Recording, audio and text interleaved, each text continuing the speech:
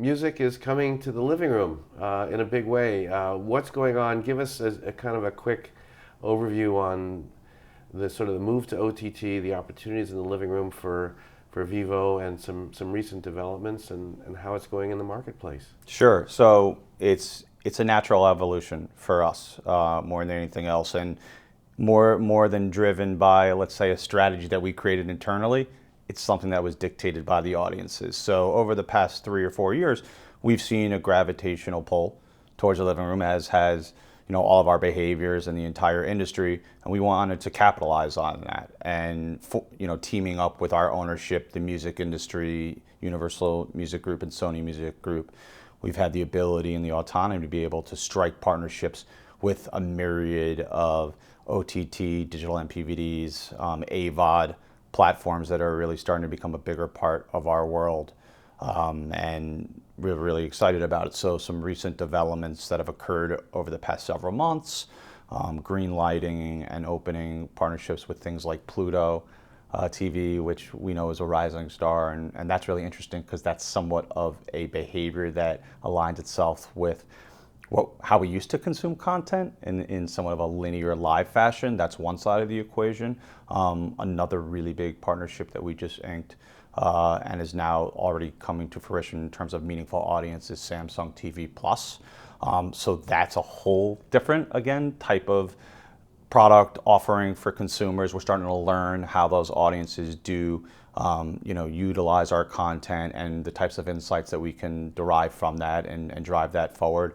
And that's on the heels of partnerships that actually have been in place for the better part of the last 2 years that have been seismically leading us in this direction. Roku, Apple TV, of course, and actually something that was really important to us in the middle of 2019, Amazon Fire, Amazon Echo Show, representative of not only a new behavior and gravitation to the living room for all of us, but also something that's really interesting to us, search, discoverability through potentially voice activation, which we think is a whole other disruption that this industry and we're all ripe for, and Amazon's really helping drive that. So those are just some examples of the companies that we're starting to align with and partner with. And there's a lot ahead of us, and it remains to be seen how it all shakes out, but the momentum is really palpable for us. Jesse, tell us about the inventory and how that works. And is it sort of it must be a massive archives, and then there's new material, and then how do the various platforms surface up the archives and the new releases? Sure. So inventory is incredibly vast.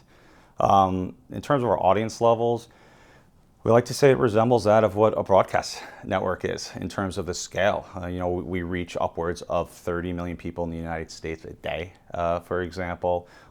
That translates to north of a third of the U.S. population on a monthly basis, about 130 million uniques monthly. And then how that ultimately plays back into advertising inventory is marketers come on board. They have the ability to really do big tonnage plays the way that they have typically used television.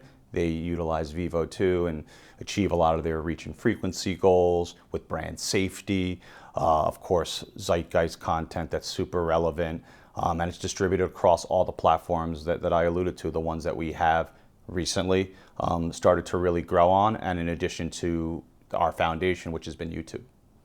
And what about the videos themselves? Tell us about the scope of the videos and sort of how those videos are organized or consumed, or some use cases with some of your OTT partners. Sure. So in terms of the assets, super large, but in the grand scheme of digital and certainly YouTube, for example, not as much. So we have about 400,000 music videos that we happen to represent the rights for. That spans 40 years of what we like to say pop culture. Of course, back in the day from the MTV that we grew up with and bringing us all the way to where we are today. And what's been happening and the momentum that we've been experiencing is the consumption, how much these videos mean to artists are becoming more and more prevalent and prominent.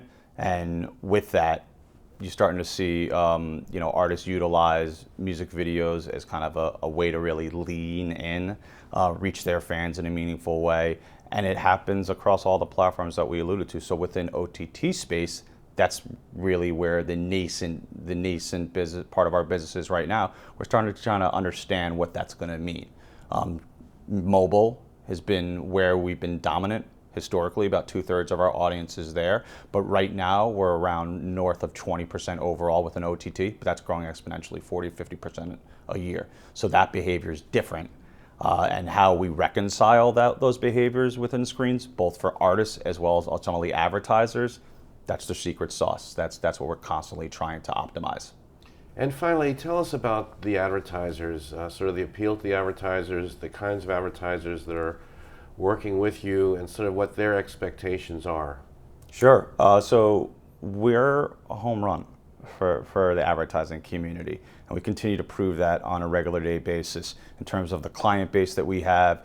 It's everyone you'd imagine. It's the Fortune 500 companies, virtually all the agencies and holding companies that happen to really be the construct of our industry. We have partnerships with them. We do really big upfront inventory security early on in the year, and then those brands come in and take advantage of it through the year. And again, it's this opportunity to really blend what marketers are doing in a linear fashion through television, and then start to streamline it and connect it to what's happening digital.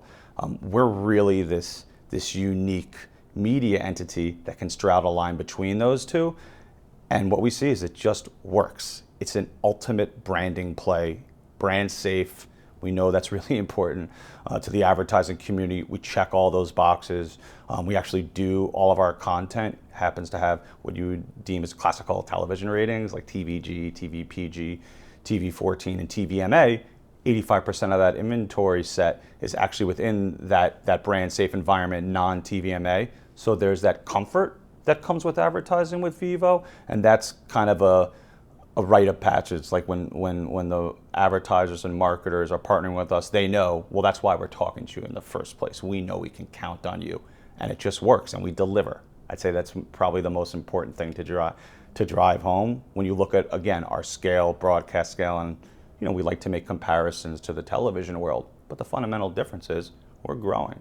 We're growing 20% a year, and we joke around and we say, X artist, whether it be Ariana Grande or now Billie Eilish, who is the Billboard Music Woman of the Year and really like was a breakout star in 2018 and 2019, they will not be getting canceled. And the more content that they release, we know they're sure bets. And advertisers are starting to look at us that way, the same way that they have previously or historically looked at television shows and the upfront showcase and so on and so forth.